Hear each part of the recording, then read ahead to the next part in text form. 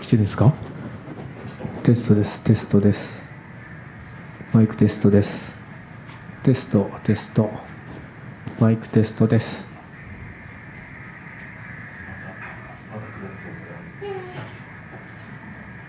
もしかして何かでデフォルト。いいですね。はい。ね、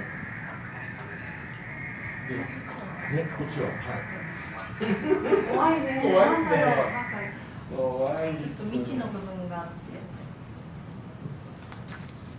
じゃあ、マイク落としてきます。そうね、他のカメラはキャンセル。テスト。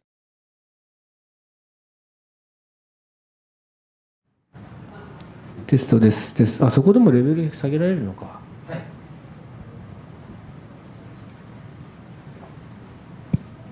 あ、でも一応ここでは一応マックスで中途半端なことしないで今のところは。もうちょっと落とした方がよかったかな。テスト、テスト、テスト。マイクテスト。マイクテストです。テスト、テスト。テストです。テストです。マイクテストです。こんなもんかな。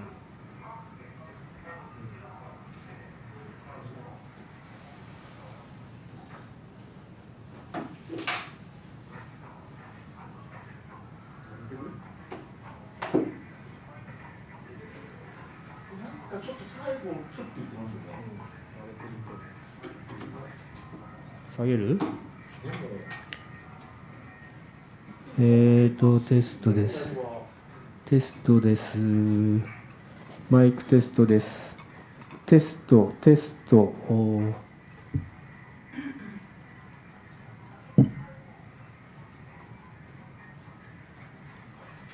テスト、マイクテスト、マイクテスト。マイクテストです。マイクテストです。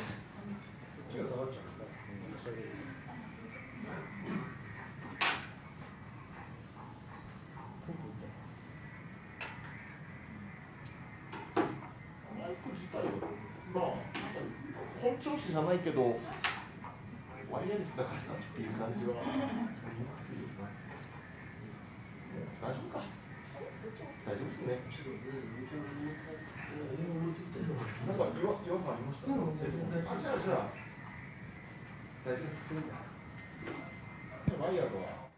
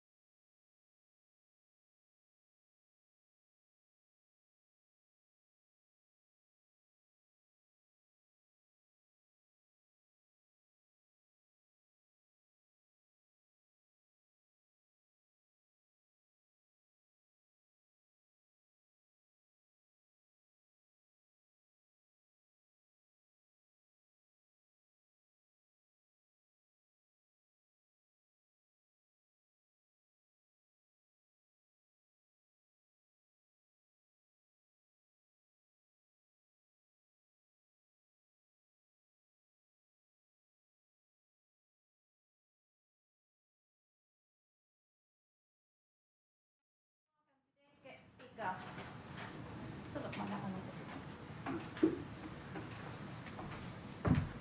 ローズアップ取る方どうぞ前の方へお進みになってください。どうぞ。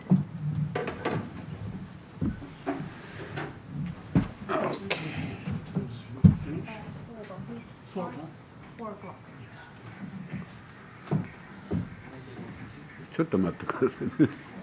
マスクを外しています。今マスク外して。はい、こんにちは。クローズアップ取る方どうぞ。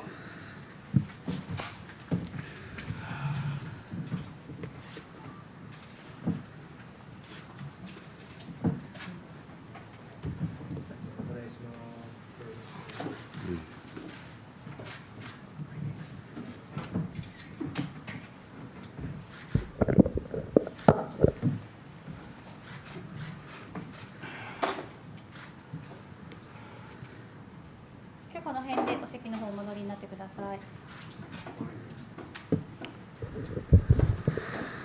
Can I take this? No, you can wear it. What? That's okay. You can wear it. No, but if I prefer not to wear it. so- Okay, then you can take that one. Good.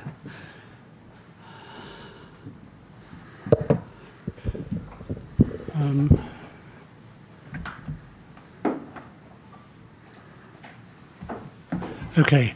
Well, good afternoon, everyone. Welcome to today's press conference here at the Foreign Correspondents Club of Japan. I'm Anthony Rowley. I'm a former president of the club, and it's my pleasure today to act as moderator and to welcome today's guest speaker, to my right, obviously, who is His Excellency Dr. Hranт Pողոսյան, forgive me, Pողոսյան, who is Ambassador Extraordinary and Plenipotentiary of Armenia in Japan. He's going to talk to us today about the current conflict, obviously, between his country and Azerbaijan over the Nagorno-Karabakh region in the southern Caucasus. Obviously, this conflict has come to our attention, to the world's attention in recent days because of the resumed hostilities between the two countries. This is an old and often violent conflict, and it may seem rather remote to us, some of us in Japan, but I think it should be remembered that World War I had its origins in this volatile region, and the potential for widening conflict seems very real, given the two key parties in what's going on there now, apart from Armenia and Azerbaijan themselves, are Russia and Turkey. I must admit that I had never heard of Nagorno-Karabakh until 5 years ago, when I had needed to cover an Asian Development Bank annual meeting in Azerbaijan, in Baku. And I had to sign a declaration at that time saying that I would not visit that region in order to get my visa. And so I duly avoided doing so, and so I, for one, am very eager to learn more about, what's happening in the region. So let me not take up any more time. Let's hear from an expert on the region. So, Ambassador Pողոսյան, the floor is yours. But first, let me tell you, if you have a Keitai Den or a mobile, put it on silent mode or switch it off as a courtesy to our guests. So, Ambassador, please. Thank you, Mr. Rowley. I would like to begin with saying that probably most of you know, and that on September 27, soon it will be 1 month since reckless aggression, a full-scale war started by Azerbaijan. We have been hearing, even probably this morning in this room, that that was a counterattack of Azerbaijan and Armenia started. However, let me put some facts to you, and you can judge who started the war. First of all, a full of hate speech by Azerbaijani president at the UNGA on September 23 was a diplomatic green light and clear intent for military solution. Second, closing down the transit air corridors for last 2 months, despite the absence of any threat of civilian air traffic. Third, on September 21, Azerbaijan started drafting reservists and confiscating civilian trucks for military needs. Fourth, on September 25th, the Azerbaijani Ministry of Defense rejected the request from the personal representative of the OSCE chairman in office to organize a ceasefire monitoring along the line of contact. Next, Azerbaijani authorities blocked social networks and media outlets before starting the attack. Meanwhile, Turkish media representatives are present at the conflict zone from the outset of the attack, which also proves that they knew about the offensive in advance. Next one, reports on recruitment of mercenaries from early days of this attack from the parts of Syria which are under control of Turkish military, which can be used in Karabakh conflict or are used now already. And importantly, this list can go on and on, which are elements to prove to you who started it, is the fact that they conducted with Turkey, starting July 29 until August 10, they conducted Azerbaijan-Turkey joint military exercises all over Azerbaijan cities, in Baku, in Nakhchivan, in Ganja, several other places. Thousands of military personnel, hundreds of armored combat vehicles, artillery, military aviation, including UAVs. And after the military exercise, Turkish military personnel and equipment remained stationed in Azerbaijan. It's still there. Who started it? Well, why would Karabakh start the war at this time against completely militarized Azerbaijan? Just think. So this counterattack thing, which lately is kind of, they're no longer using very much because they're using the other thing that they are, there to take some land, etc. Now it's clear, and I think the international community knows who started this reckless aggression towards peaceful people in Nagorno-Karabakh. Next one, I wanted to mention about Turkey's role. Turkey has triggered, actually initiated, trained, and prepared what they call their brothers to attack Nagorno-Karabakh and solve the problem of settlement of dispute using military. The purpose of Turkey, they have several purposes. One is that they wanted and they want to be a key player in the Karabakh settlement dispute. You know that currently it is handled by OSCE Minsk Group, led by 3 co-chairs, United States, Russia, and France. And Turkey has been always kind of wanted to be part of it. However, sometimes they also, Azerbaijan side talks about unwillingness or no results of work of 26 years or something of OSCE Minsk Group. And they also mentioned of some countries of OSCE Minsk Group to be biased. We can look who is biased in this case. I would like to mention, I have here words, exact statement by the Turkish Minister of Foreign Affairs, press release. When the ceasefire, first ceasefire was agreed on October 10, Here is the statement. The ceasefire, which was declared on humanitarian grounds for the exchange of prisoners and prisoners of war and bodies, is an important first step, but cannot replace a lasting solution. Since the beginning, Turkey has always underlined that it would only support those solutions which were acceptable to Azerbaijan. With this understanding, Turkey will continue to stand by brotherly Azerbaijan on the ground and at the table. It's a clear message, and it shows who is biased, Turkey or Russia or France or whoever. Second reason for Turkey to be involved in this part of the world is the pan-Turkish expansionist policy which current Turkish leadership is dwelling upon.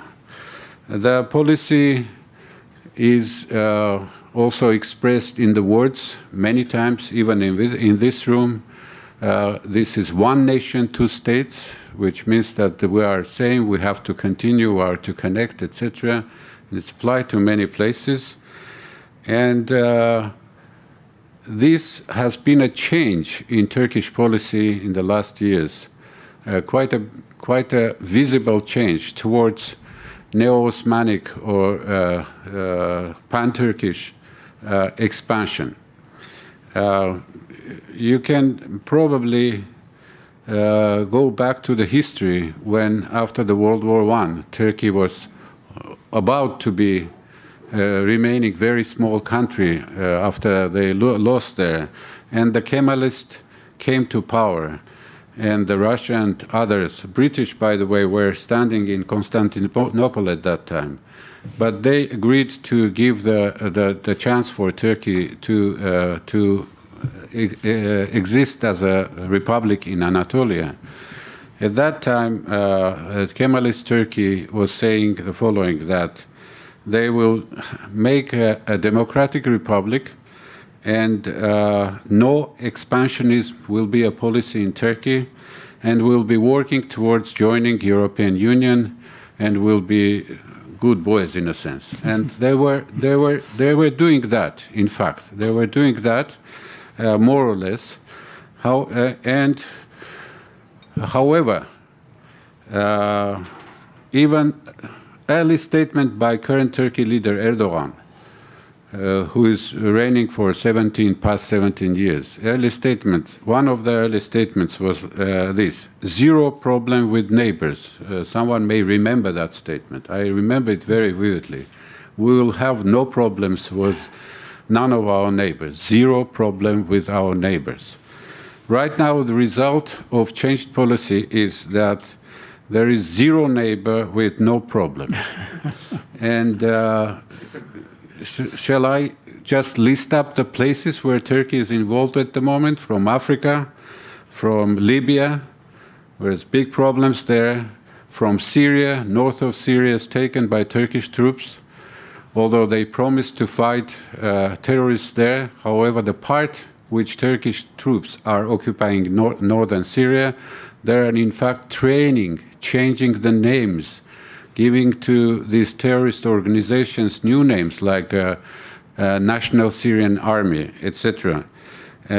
Greece, in Mediterranean, Cyprus, Syria, as I said, Iraq, and now Nagorno-Karabakh. This is the policy, and you can say, okay, there is at least one neighbor Turkey is very good with. This is brotherly Azerbaijan. I would not agree with that at all, because if I consider the people of Azerbaijan, I think I can say that under this policy, the people of Azerbaijan is a victim of becoming a player under the new neo-Osmanic pan-Turkish policy triggered by Turkey. This morning at 11 o'clock, I know that, actually, they know that I'm here, and I knew that they will be here. The Turkish and Azeri ambassadors were sitting right here.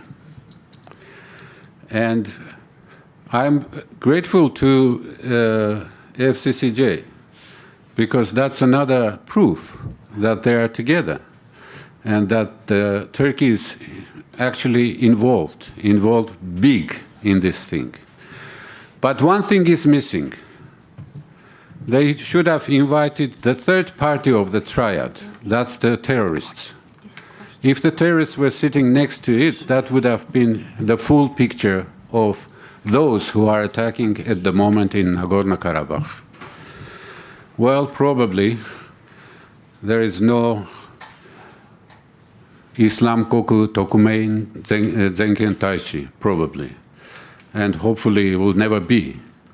However, if we do not eradicate Islamist terrorists, and which are by many countries in the world, including Japan, are considered to be an evil and should be eradicated, we may one day see such kind of, ambassador extraordinary office of ISIS or something like that. So the third party here is the terrorist organizations.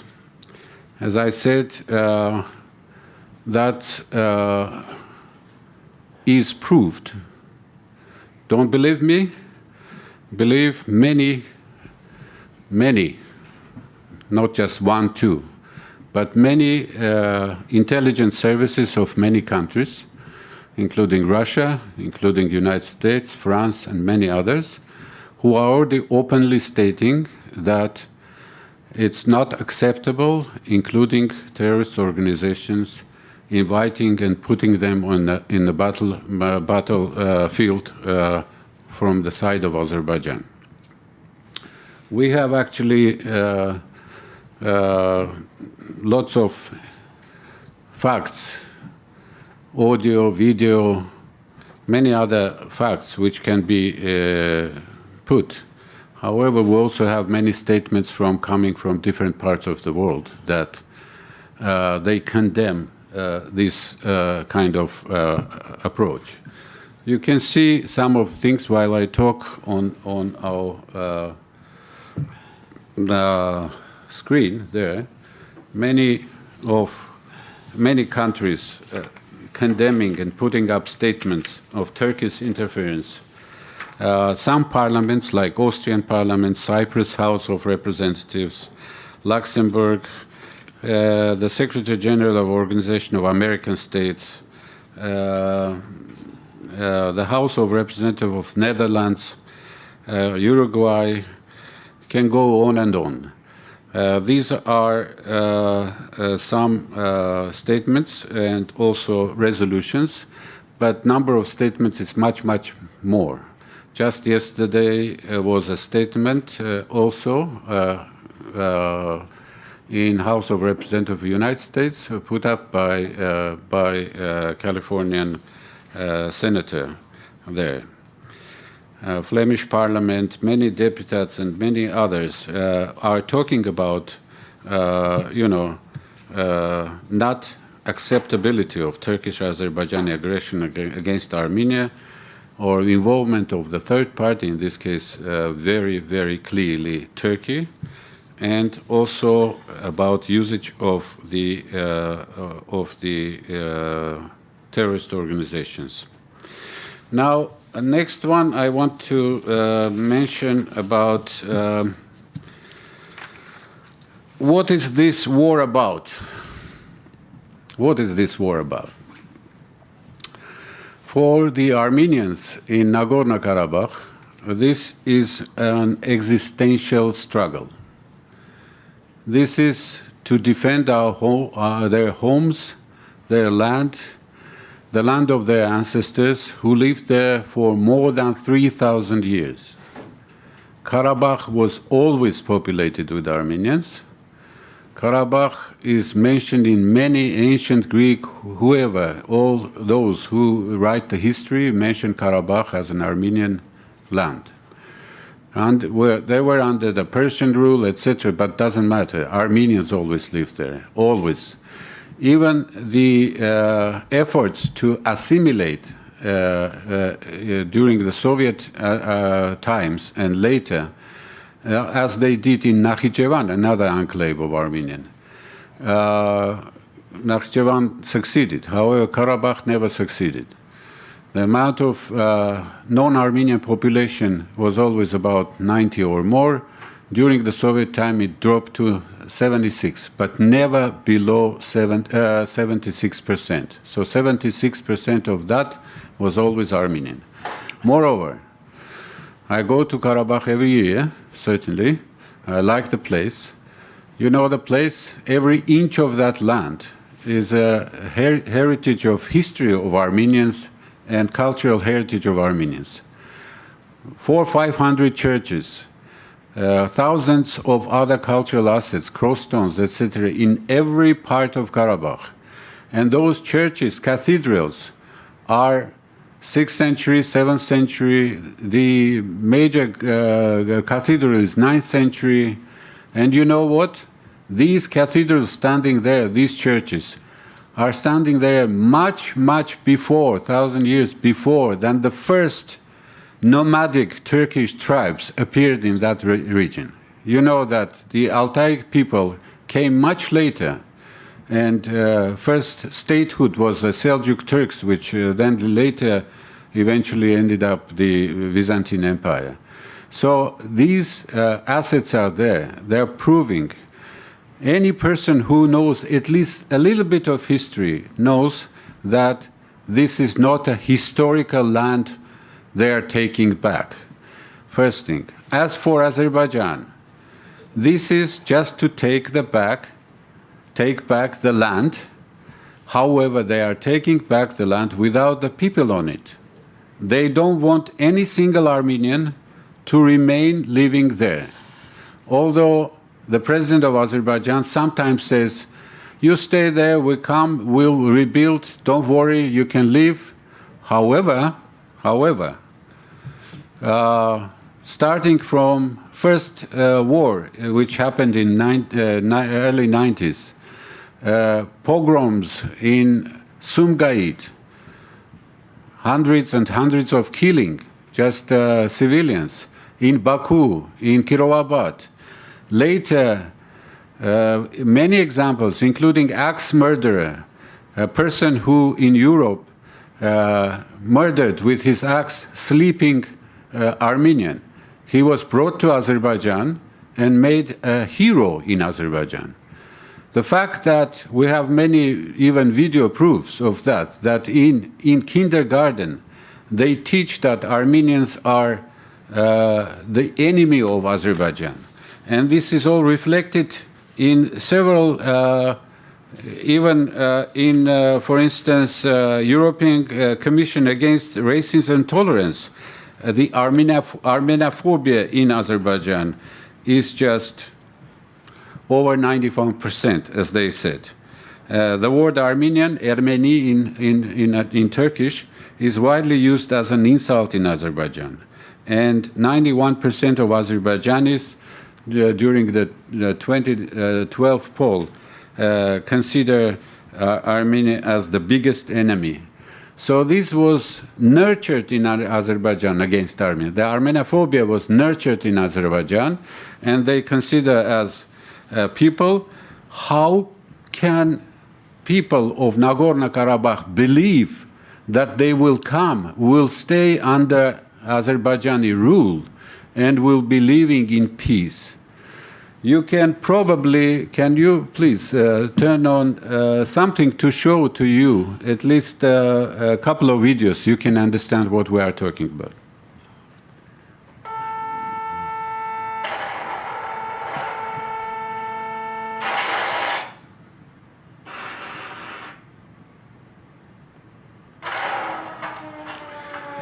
This is cluster bombs used in Stepanakert. You can see that these are cluster bombs. They are banned by resolutions. This is what's happening already 4 weeks.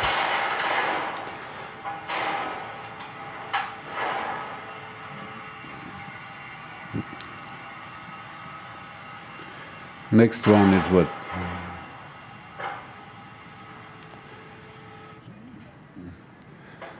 ruins everywhere.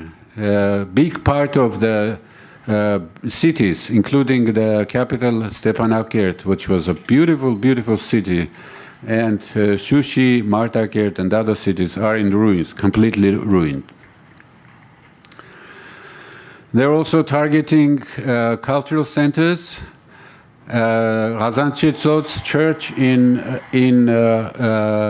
second city Shushi, this one is a Ghazanchetsot church. Actually, it was shelled twice in one day. When the second time the shelling happened, 4 journalists from outside, non-Armenian journalists, were there to take pictures of the first shelling, and they were wounded. One was very heavily wounded, the Russian journalist, and got, surgical operation both in Karabakh, and they later transported to Armenia, still in there. It's coming. This is the church. Actually, I have to say that it has also some relation to me personally, because my great-grandmother is buried just in the yard of that church in Shushi. I will tell about that if you have any questions. However, let me say something also. With this, I want to say what they do. They bomb and eradicate the cultural assets, etc. But meanwhile, just next to that church, because of our history, because of Persian, etc., presence there is a mosque. Armenians are Christians. Armenians are first Christians in the world, first country to take Christianity as a state religion. However, we have one mosque in Shushi. You know what?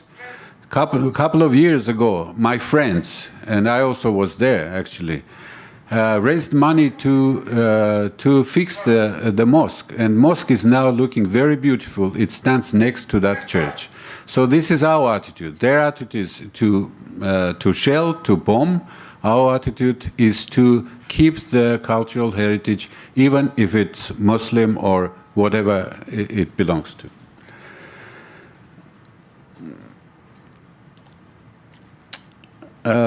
Can you please show can you please show how they treat our prisoners of war?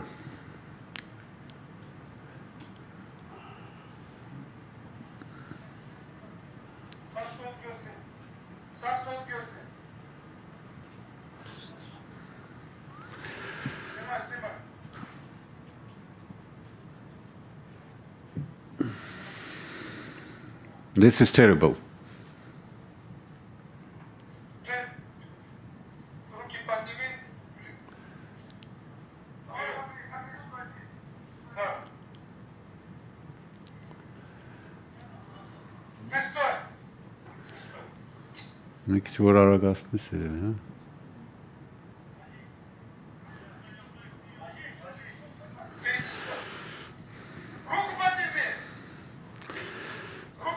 We've seen such kind of pictures during the fight against ISIS, against jihadi terrorists.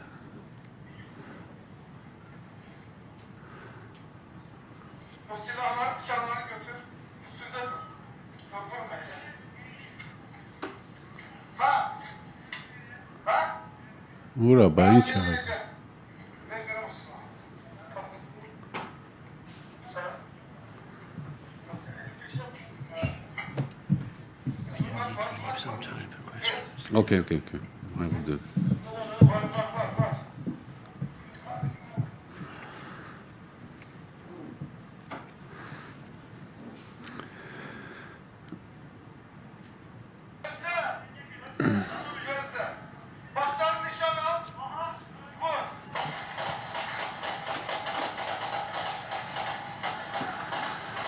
Well, brutally killed everyone. Brutally killed. However, let me show just one.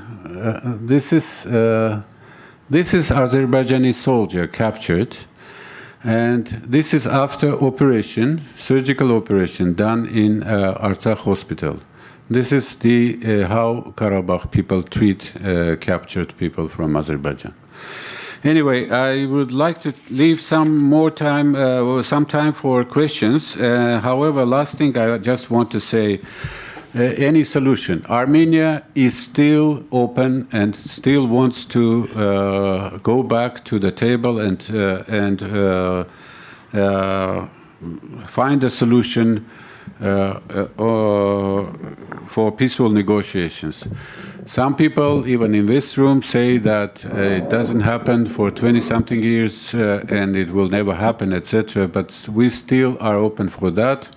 In fact, the OSCE Minsk group work was very highly evaluated for many years, and we've been a couple of times very close to come to the solution. Meanwhile, Azerbaijan last minute always withdrew because they want everything and they don't even consider the self-determination of Karabakh people as an option. So because of that, it was lasting so many years. Now there is a movement in the world.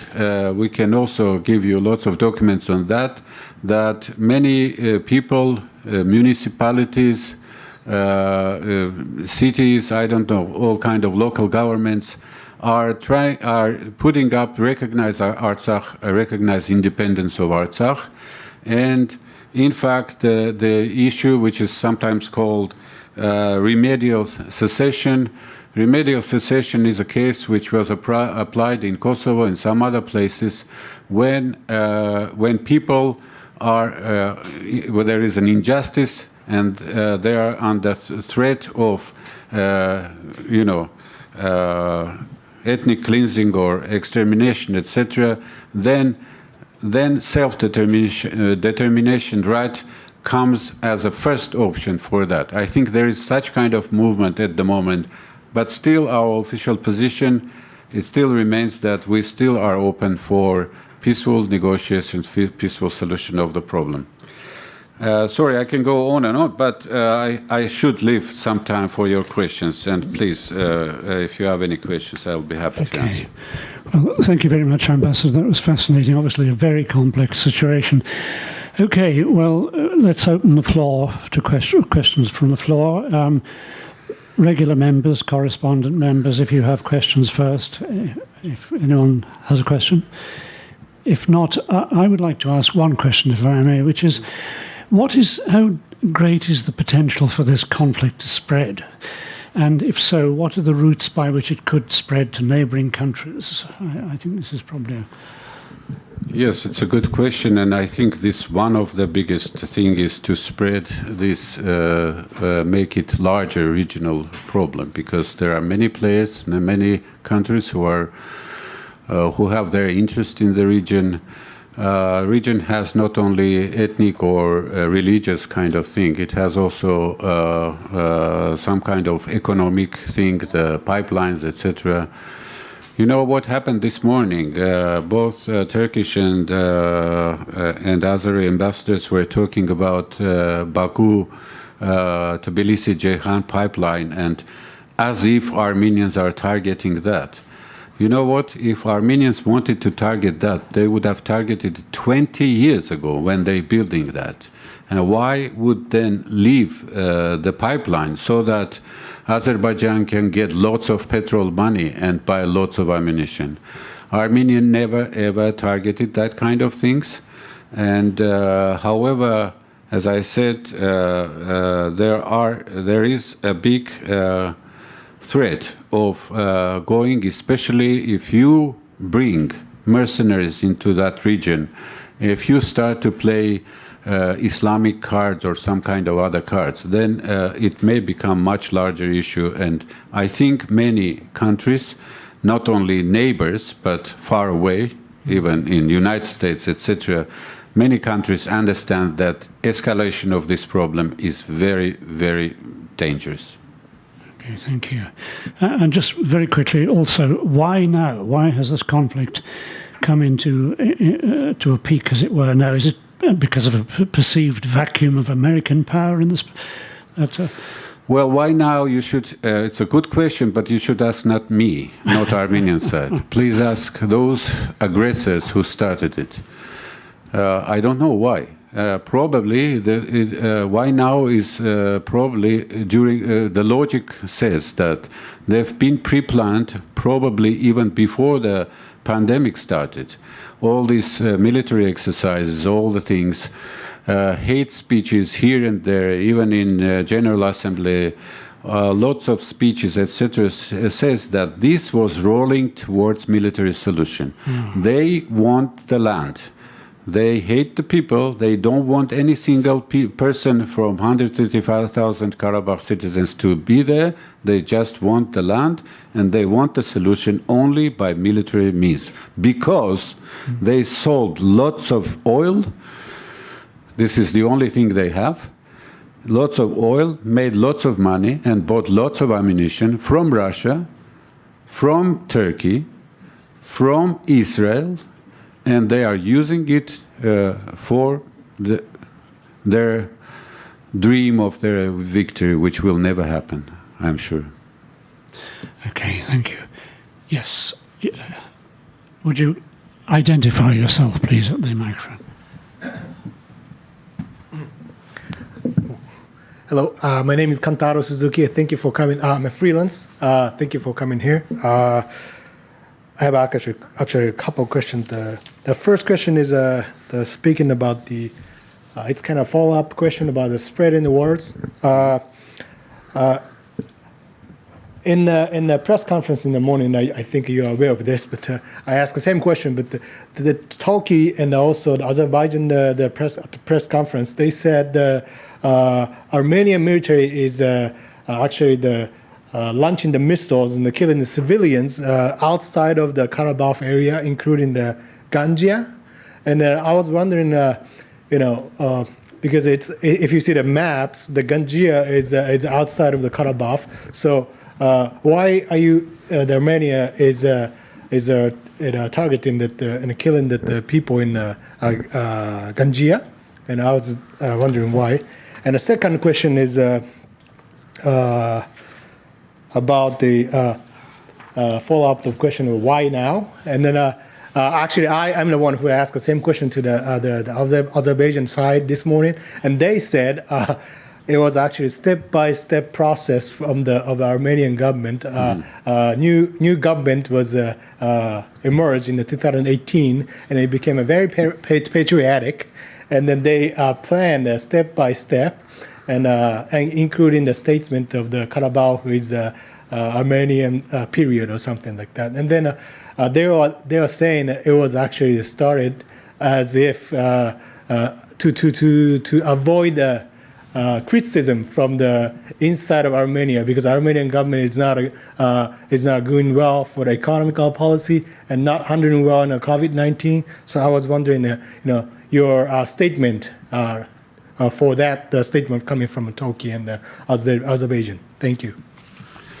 Thank you very much. First of all, regarding the shelling of non-Karabakh parts of Azerbaijan.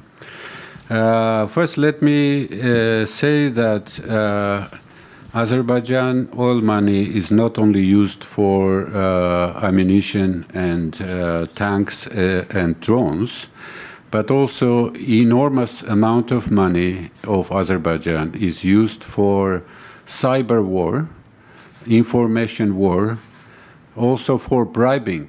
In fact, there are a couple of already lawsuits are being prepared for $2.6 billion which were to be used for bribing politicians in Europe, etc. So they are spending money everywhere to spread information, falsify. Many people use the word fake news. I'm tired of that kind of things. Let me just say lies. Simple, direct, blunt lies. And number of such kind of lies are overwhelming from that side. Regarding the shelling of Ganja, I know that city pretty well. I wouldn't say why, but I know that city pretty well. During the Soviet times, half of the city was called Armenian part, and half of the city was called, that's also part of Karabakh in a sense, all times. The city of Ganja is a center of military installation of Azerbaijan, big center. There is a military airport there. and 6 military installations in and around the city of Ganja. The first shelling of Ganja actually happened, shelling of the military airport, because of they are using, especially using the Turkish F-16 fighters or many other military drones and militaries from that airport. However, that happened weeks after they started shelling the capital city of Stepanakert. You saw the pictures there. It's not that we started shelling and killing all these innocent people. They shelled all the cities of Nagorno-Karabakh, killing civilians, taking down schools and hospitals, churches, and, well, once we targeted, yes, because the heavy artillery was stationed in that city, in near city, and we targeted once that the first time. However, the second time, there's only twice happening in Ganja, which they claim to be. The second time is absolutely fabricated. I saw the picture. Can you imagine, say, a video of one big explosion in Ganja? After minutes of that, maybe seconds, they show journalists standing right on the rubbles and talking that it was just shelled. We are trying to find someone. So how come minutes later you can have so many people, about 30, 40 people in the picture and in the video, that as if they are working there? So it's all fabricated. Armenian sides says that they never targeted civilian populations, and I will finish it here, coming back to your second question. Regarding our, leader, our leader is a guy who was born in some part of Armenia.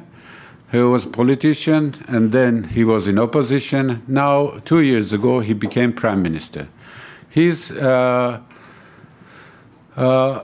have 4 presidents so far. A number of prime ministers, I even lost the count. So it's a democratic process in Armenia. People come, stay 1 or 2 terms, and then go, and this is what. Look at Azerbaijan. Ilham Aliyev, 17 years reigning there. The first vice president of the Republic of Azerbaijan is his wife, and he succeeded his father, Geydaya Aliyev. So it's a sultan, who is talking about what leaders what. Certainly, yes, we, even in Nagorno-Karabakh, which has been shown unrecognized, but has been shown all aspects and attitudes of being a really good state with all parts of the statehood, has had 4 presidents there, democratic elections. And you are talking this against that. Okay, well, our leader was in Karabakh, certainly. He was talking about all kinds of things. And if you take out of the context one of his phrases, you can make a big, noise out of it. He was in the context speaking. Certainly, Karabakh Armenians are also Armenians. Certainly, the culture is Armenian. Certainly, the land is so close to us. As I told you, my great-grandmother is buried next to Shushi. She escaped from genocide in Western Armenia, saving 2 out of his 3 kids.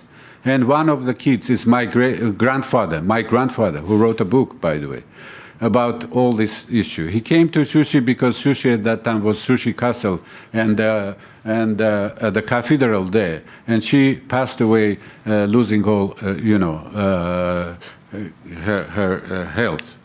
So you can one more time.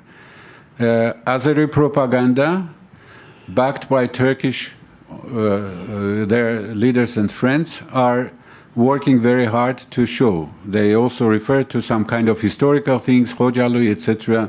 If you are interested in what happened in Khojalu, which they claimed that will be a genocide, etc., forgetting about the Armenian genocide 100 years ago, which happened, and many countries not only accept that, but also denial of Armenian genocide in France, in Switzerland, in many countries is a crime. Denial is a crime in many countries.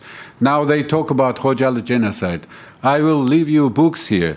Please look at what happened there. That was right in the middle of battle in 1992. And in that time, Armenia gave a corridor for these people to go. Okay. And that time leader even admitted that was our mistake. Anyway, just read the Khojalu story and many other stories I can leave. Thank you. Could I possibly move on if you don't mind? Yes, please go ahead.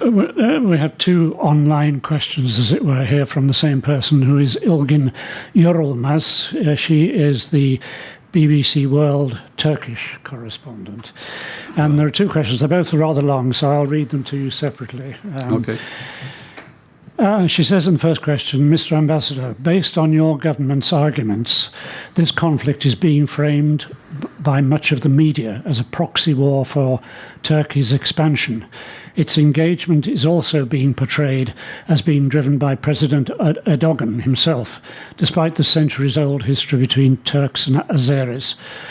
Although this frame is useful to mobilize international attention to your cause, doesn't it detract the world from the more real conflict dynamics, such as the fact that Armenia is refusing to obey 4 United Nations resolutions to withdraw from the internationally recognized lands of Azerbaijan and allow internally displaced Azeris to go back to their homes? And final sentence, she says, given the track record of the Minsk group, led by the US and France, and especially Russia, with which your country has historic ties, and a defence agreement, excuse me, do you support the idea that the role of other permanent members of this group be expanded? Should members like Sweden and Germany and possibly Turkey be more active in negotiations? Sorry, rather long question, but... No, thank you very much. I kind of expected that question, especially from the other side, since for many years, like a mantra, the 4 resolutions of United Nations has been repeated from Azeri side. I don't know how many times. I've myself seen 100 times of saying the same thing, because this is the only argument, as if it is an argument they have there. I have to say several things. First, no military forces of Republic of Armenia ever mentioned in that 4 resolutions. Please go back and read the resolutions. The resolutions never, ever mention about Army of Republic of Armenia. There are a couple of places where Armenians of Nagorno-Karabakh is mentioned, and local Armenian forces are also mentioned there. However, when was that? That was in 1993. The ceasefire was reached 1994, right?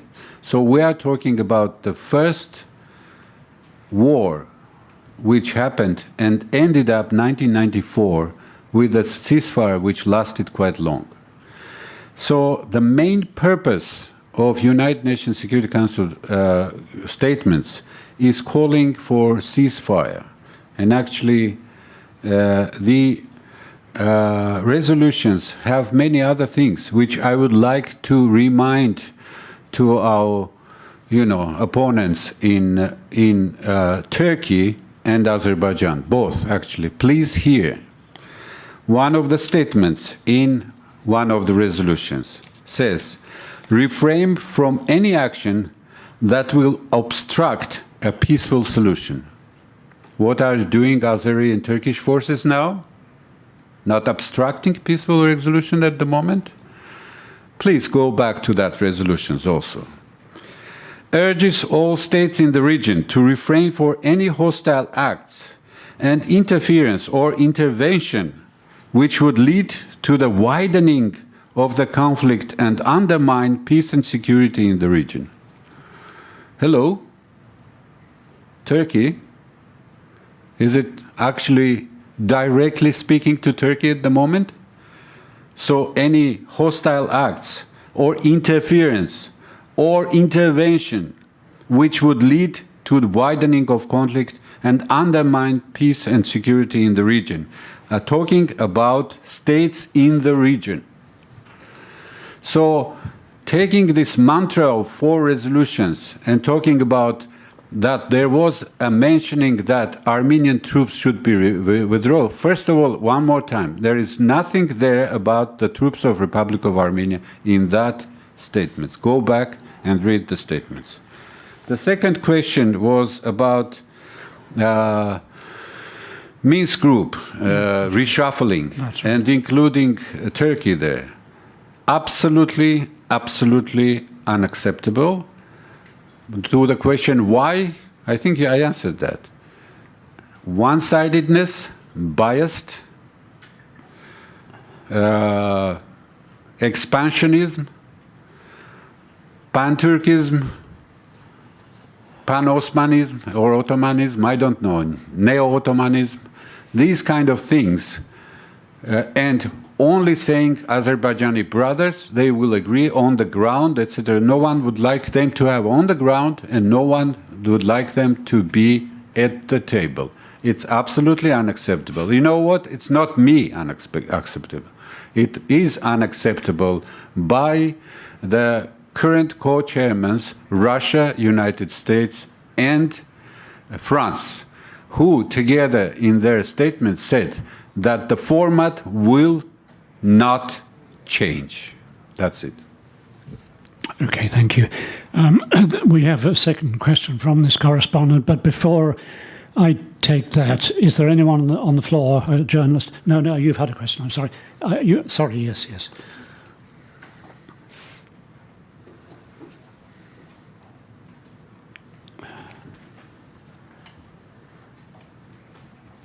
My name is Eiko Takeuchi, I'm a freelancer.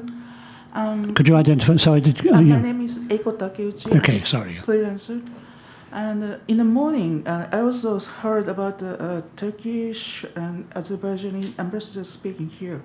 And one person said, asked them if the people said Turkish had sent Syrian private soldiers into this battlefield. Do you know that, or did you confirm this? Thank you. Who sent what? We know that Turkish is sending Syrian private. Civilian private? Yeah. Turkish Syrian, are sending civilian private? Syrian private soldiers. Well, many soldiers and many military personnel are already stationed in Azerbaijan. But the problem is not with the civilian private soldiers. The problem is, Syrian, okay. Syrian militia is the problem. In fact, it's a big problem. It's proved. If you want, we can put up a video. Would like to see a video and to see how they speak in Arabic and what they say. And the accent is Idlib accent or Aleppo accent. These are thousands now. They send mercenaries paid for fighting against Armenians in Karabakh.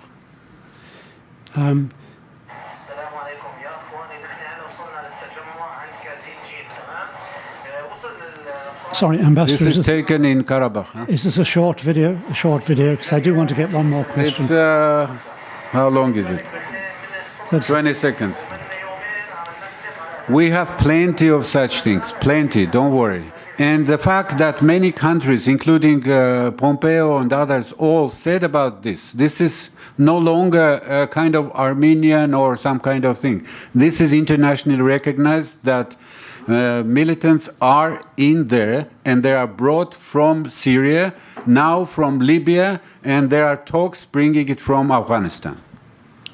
Thank you. Okay, well, if you, we are actually at the 4 o'clock, but if you don't mind taking these remaining. I absolutely don't mind. Please go ahead and ask questions. Okay, well, she says, Speaking to Greek City Times recently, a young Greek of Armenian heritage named Lakovas says at least 80 volunteers are going to Nagorno-Karabakh to fight against Azerbaijan.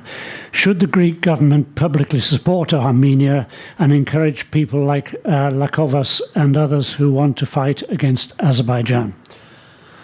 Yes, the Greek government actually openly supports. We had a visit of Greek, when was that? Day before yesterday? The Greek Minister of Foreign Affairs was in Armenia. In history of Greece and Armenia, we had the same problem with, Turkish invasion and killings, etc. You know the situation in Cyprus. Situation with Greeks in Anatolia, with Pontiac Greeks and many other things. So we kind of share the worry. Actually, we worry that it will be escalating and doing this and that. So with Greeks, we do understand each other, exchange information, etc. Regarding some ethnic Armenians coming from Greece, yes. They can come from Greece, from Lebanon, from France, from America. No one can stop them because they are patriots. They come to their compatriots are there, and they feel the same pain. They are just volunteers. They come and some of them draft, and some of them just sit in Armenia and just cheer for Armenia to finish it. As you probably know, Armenia is a country which has much larger diaspora than the population of Armenia. We are 2.9 million. Somehow this morning our population was squeezed to 2 million, actually. I don't know why, but 2.9 million. And outside population outside of Armenia is 8 million. So the diaspora, which as a result of very harsh history pages of Armenia, is living in many countries. And of course, Greece is one of them, Lebanon, Middle East, and France, and America, and many parts of it. These old people keep their identity. They build churches. They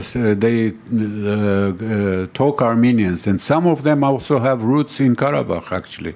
So these guys, they want to come and protect their brothers and their compatriots, and no one says don't come. These are civilians. They fly into Armenia, and they may go as a volunteer to be drafted to protect. Yes, this kind of things happen in Armenia, yes. But calling them, as this morning someone called them terrorists, it's I think, it's not good, to say it mildly. They are not terrorists. There are no terrorists, and okay. Armenia can never invite any jihadist or anything for some kind of reason to come and protect. Thank you. All right, well, there are three more. I'll read them quickly, and please feel free to answer them fairly briefly, because we're weighting you down, rather. Okay, she says, some Armenian sources have always claimed that Armenian military operatives in Nagorno-Karabakh are actually liberating a region which you also say is historically Armenian, despite being internationally recognized as part of Azerbaijan. Do you accept military operatives like ASALA, Armenian Secret Army for the Liberation of Armenia, one such terrorist group, or just freedom fighters? Shall I read the two short, and then you can answer them all at the same time? The next one is, what is your government's plan about thousands of Azeris who were displaced when the Armenian troops pushed Azeris out of the 7 adjacent enclaves? And finally, do you accept that your government has targeted Ganja on purpose, Azerbaijan's second largest city, and that there were civilian casualties? I think you perhaps answered that already. I answered to the last one. Ganja was targeted, not Ganja, but Ganja military installation, military airport once. And we do not normally target neither pipelines nor other civilian objects. That's not a character of Armenian forces. Regarding the Asala, so-called, which is someone is reading history apparently, and they've been there 100 years ago when when Ottoman Turkish killed 1.5 million Armenians, including my relatives. And after that, Liberation Army was formed to fight in Europe and some other places. That's a history. There is no Asala in Armenia. No one comes as a terrorist or something like that. No, absolutely not. This is again struggle for life. This is struggle to exist. This is existential fight for Armenians living in Nagorno-Karabakh and their brothers and sisters in Armenia and elsewhere in the world. I forgot the second one was... Well, that was the one concerning ASL. The first one was speaking to Greek City Times. Yeah, I answered that one already. Oh, you answered that? Yeah. Yes, okay. Well, fine, thank you. Well, Ambassador, thank you very much. We've run you to the end of the time. I think it's obviously a very okay, but can I just one last not statement, but something. I have presents for you anyway. Yeah. Okay. By all means, by all means. This is a book I wrote 3-4 years ago. It's called Armenia o Meguru 25 no Monogatari. これは日本語で書きました。This book is published, and you can get this book as a present, all of you who are here.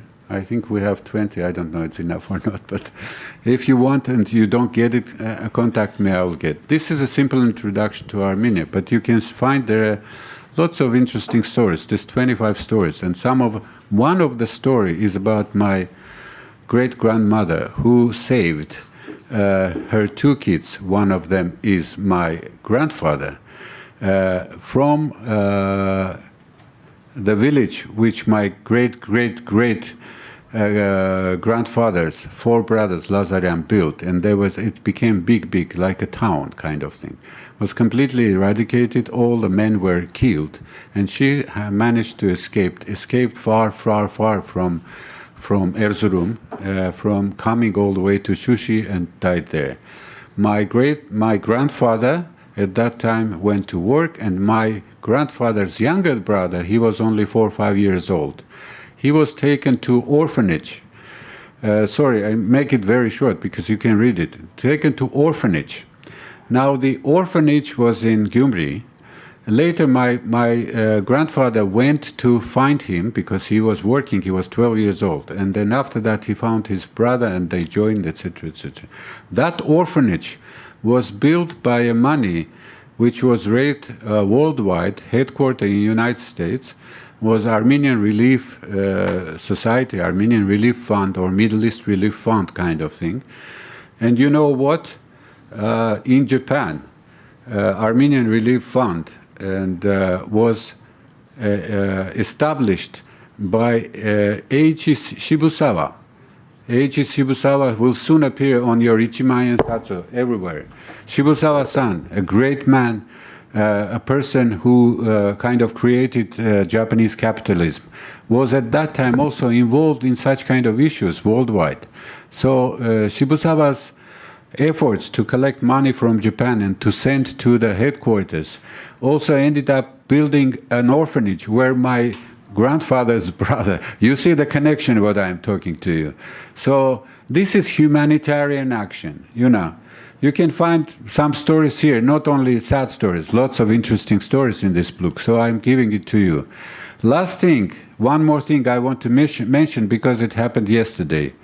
Yesterday, until late night, I was watching something, first time not in person, because I'm also a supporter of something is called Aurora Prize.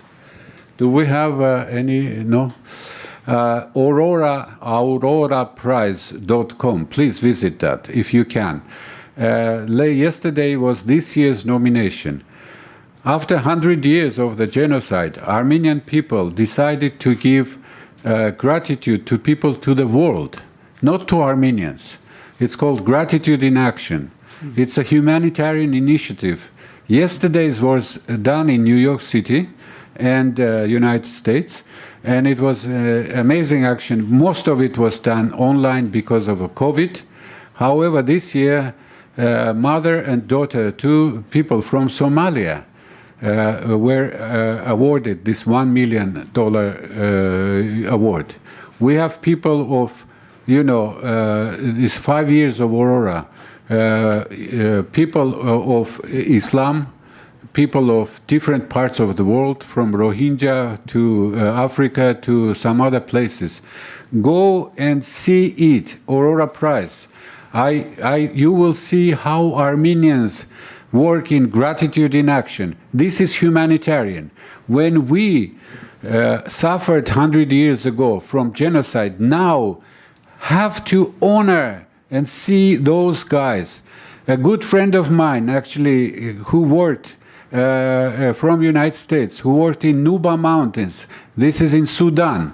For 10 years, the only doctor raised something, and under the bombshells was the only hope for these people in Sudan, still working there. These are committed people, those laureates of that.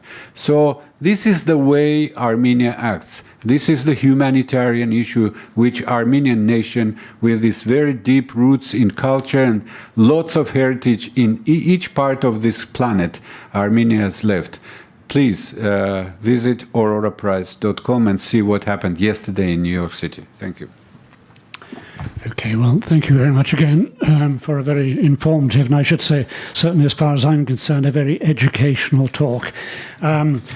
We hope that you will come back again and visit us, and it's our tradition to give you a one-year honorary membership.